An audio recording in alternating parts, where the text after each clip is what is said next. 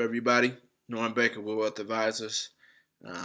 Today we're talking about, well, before I get into that, so I did a video a little while back on stocks versus real estate. And one thing that I didn't talk about, because we don't want to make these too long, right? We want to get straight to the point. But what I didn't talk about was how important real estate is in purchasing a home where your dwelling, right?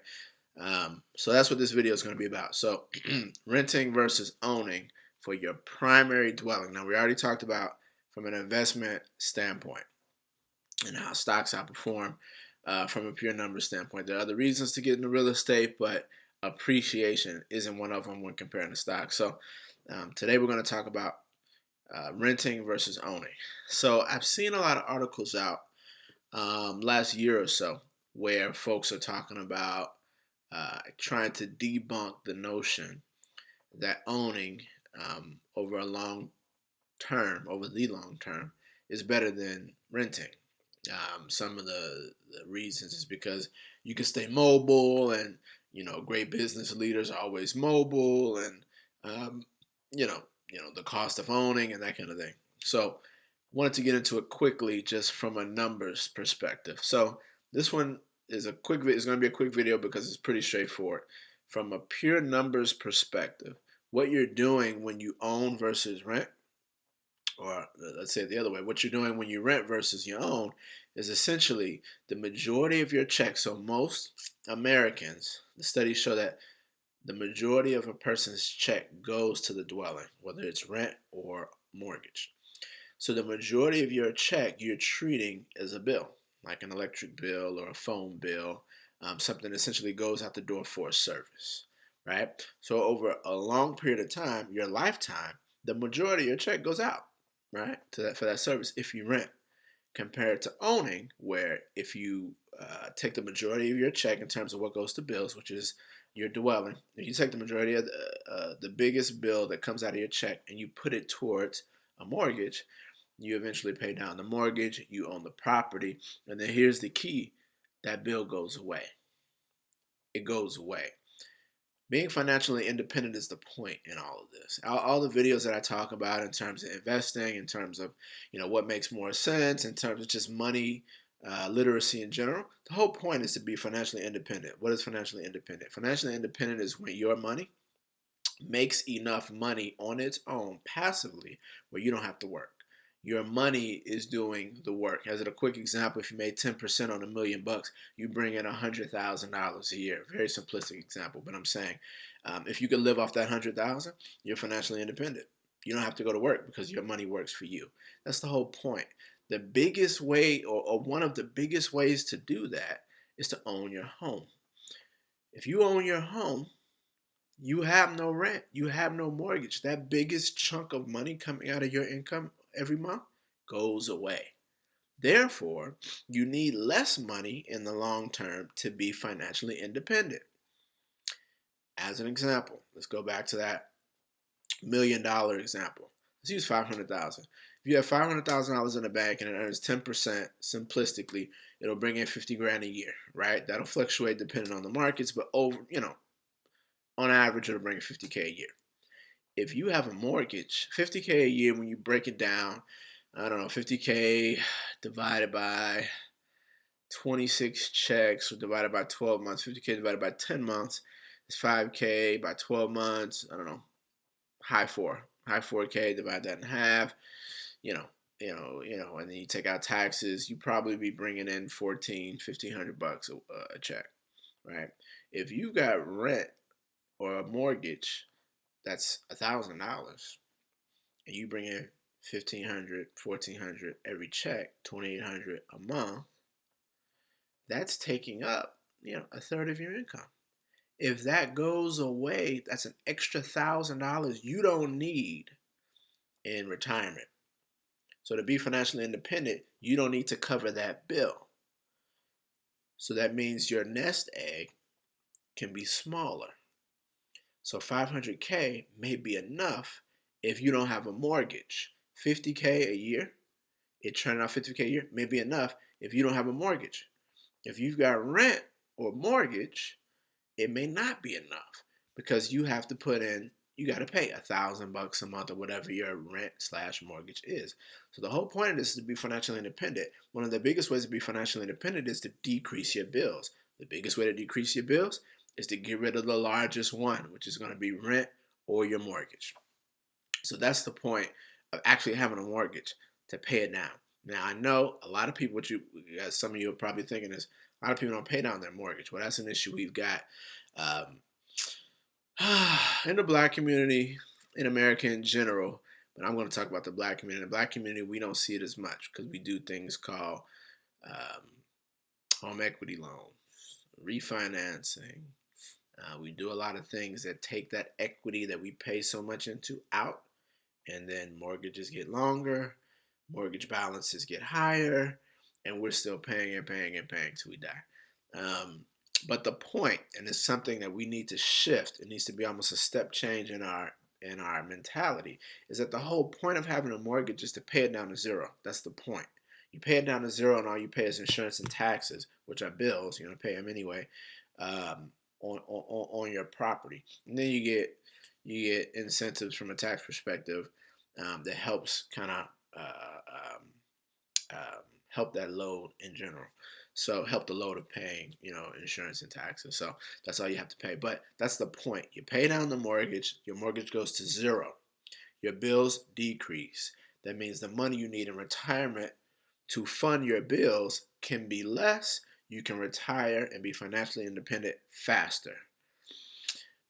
The wealth gap between African American households and white households, it's like 100 grand. Why? It's because white households buy homes and they pay down the mortgages. Now their mortgages aren't paid down as much as they should be either, but ours we're not even owning, right? So it's a huge, huge piece. I love to see on social media and Facebook when I see family members and friends from college buying homes and real estate. I love it. I love it because that's one of the financial keys to financial independence.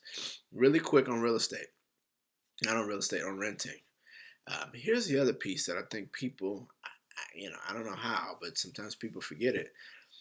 In my experience, and again, I've told you guys, I've lived in Chicago, I've lived in LA, I've lived in Southern Illinois, I've lived in New York, I've lived in New Jersey. I've never had an apartment. I probably had 7 apartments in my lifetime, literally 7, 6, 7, 8. I've never had an apartment year on year not increase my rent. It's never happened. Never, never, never. Maybe you guys, let me know, shoot me a note that says, hey, I live here and they don't increase rent. I don't know. It's never, ever, ever happened where an apartment does not increase rent. So if you think about it, you're 30, you're 40, and you decide that you're not going to buy a home between 40 and when you die, 80, 90, 50 years, your rent will increase every year. If your rent's $500 and they increase your rent $50 a year, not a big deal, right? Until you look at it over a 10-year period. That's $500. You were paying $500, now you're paying $1,000. Your rent's going up every year, so you're not getting the benefit of that bill staying the same, your income increasing, and you creating more disposable income. You don't get that benefit. You get a fixed rate mortgage. That mortgage is the same over 30 years. Never changes. Your insurance can go up. Your taxes can go up. That's part of the city, the state, the township that you're in. And the insurances that you get. You shop insurances like you would car, rentals insurance, life insurance. You just shop it. But your mortgage stays the same in a fixed rate loan. Always get fixed rate. Don't ever get adjustable rates and balloons. Fixed rate all the time, always, no exception. Fixed rate. It never changes. Rent will always change. Always. When I first got my apartment in Chicago on the north side, I think I was paying about $1,000 a month. This was in 2008. I just checked the numbers. It's 2016 now, 8 years later. I think they're charging $1,600 or $1,700. It's almost doubled, right? In a few years, it would have doubled in less than a 10-year period, right? So I was still there. I was paying $1,000. Now I'm paying, $1,700. Keep in mind, though, as well, that rate of change, that increase, is much higher than inflation or a lot of people make increase the increases people get on their jobs. So if you get a, I don't know, $100 a month raise at your job and your rent goes up $110, you have less money. You have less money. So um, that's a huge piece you gotta think about. You cannot have the biggest bill that's coming out of your wallet increase to those levels every year. We're talking 5, 10% sometimes. I've had my rent go up $150 on a $1,500 rent. That's 10%. I've had my rent go up $300 on a $2,000 a month rent. Right, that's over 10%. So you're talking about 10% increases year on year, and most people's incomes, I mean, if you can get 2% a year, 3%, 5% that's unheard of on a year-by-year basis without promotion. Like you're not just gonna get 5% unless you're really doing things in the market or at your company. So those are the two big reasons you gotta own. Like it's no. Some people say you can become wealthy without owning. You can, but it's 3 times as hard. Like the whole notion of you can have the flexibility to rent and move around and kind of move and shake that way. My wife, one of her favorite shows is $1 Million Listing LA. People sell homes all the time and make a ton of money doing it. Nobody will have a problem selling your property. Long term, it just does not make sense, in my opinion, to rent. Doesn't make sense under any circumstances. It's going to make it 3 times harder for you to build wealth. Again, not just because you're not building it in your home, but your rent's going up. So whatever income potential you have to increase is being eaten up by rent versus having a mortgage where it doesn't change. I mean, it's a no-brainer. Now, last thing on home ownership. When purchasing a home, one of the big reasons a lot of people don't do it is because you need a down payment. 3%, 5%, 10%, 20%. These are thousands, right? 5,000, 10,000, 20,000, 100,000. These are thousands that you need saved up to just give to the bank, for them to finance your loan, depending on how big your home is. When buying a home, one thing I'll recommend is having savings. When you're in an apartment, water heater breaks, you call up maintenance, they come and fix it. You have termites, they call up maintenance, you come and fix it. Something happens on a stairwell in your home, you call up maintenance, they come and fix it. In a home, it's all on you. And the last thing you want to do is spend all of your money, all of your earnings on purchasing a home and the roof caves in. Or the roof, not caves in, there's a hole in the roof, whatever. And you need thousands to fix it.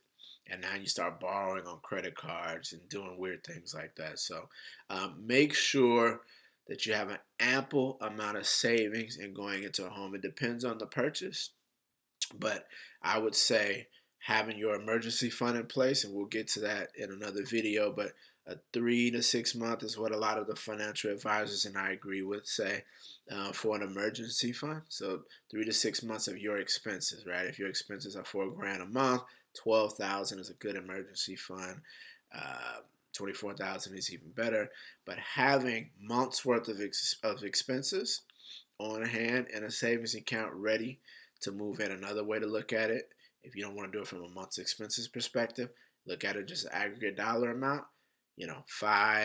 Anything over 5,000, I think is a good start, right? Because in terms of repairs, I mean, you're going to do an inspection when you purchase your home, but in terms of repairs, I mean, big things like mold remediation, roofs caving in, that'll all come out in an inspection, hopefully, if you get a good inspector.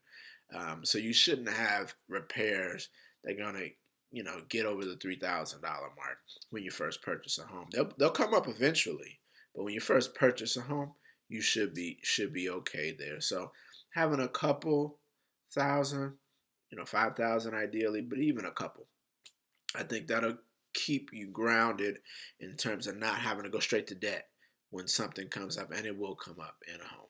So, concluding this video, real estate or renting versus owning. As long as you've got your emergency fund or some kind of a savings after you put down payment and closing costs and everything it takes to buy a home, it's a no-brainer. If you're going to be in an area longer than 2 years, 3 years, it's a no-brainer. This whole thing about moving around and renting, I mean, it's fun, it's cool, but at the end of the day, when we're talking about appreciation of wealth, you got to own. You have to own. So that's it on this one. Let me know your thoughts. Let me know what other topics you want me to hit. And I get with you later. Peace.